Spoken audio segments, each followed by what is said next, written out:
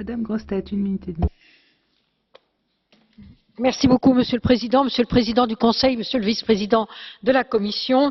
Le monde vit sur un volcan qui peut à tout moment se réveiller. L'éruption peut être due à la guerre en Syrie, l'affrontement auquel se livrent les chiites et les sunnites dans le Golfe, notamment au Yémen, ou encore l'agressivité de la Corée du Nord, sont les symptômes d'un monde profondément instable. L'éruption peut être aussi économique et sociale si nous ne prenons pas garde à nous renforcer face à la mondialisation, notamment en poursuivant la régulation financière, en luttant contre le dumping ou en œuvrant pour une fiscalité plus juste.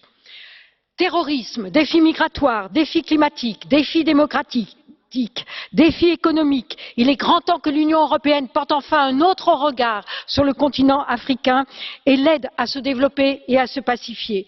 Il nous revient de prendre le leadership que l'Amérique a abandonné, car Donald Trump fait de la figuration, mais ses gesticulations ne trompent personne. Les dirigeants du G20 savent qu'au jeu des chaises musicales, c'est le plus rapide qui l'emporte. Et si ce n'est pas l'Europe, ce sera la Chine ou la Russie qui gagneront et nous resterons là les bras ballants.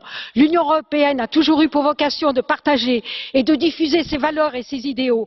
En ce jour de commémoration à Paris, en l'honneur de Simone Veil, première présidente de ce Parlement, inspirons-nous de son exemple exceptionnel de vie. Le G20 doit être l'occasion pour les dirigeants européens de montrer qu'ils ont une vision, non seulement pour notre continent, mais aussi pour le reste du monde. Merci.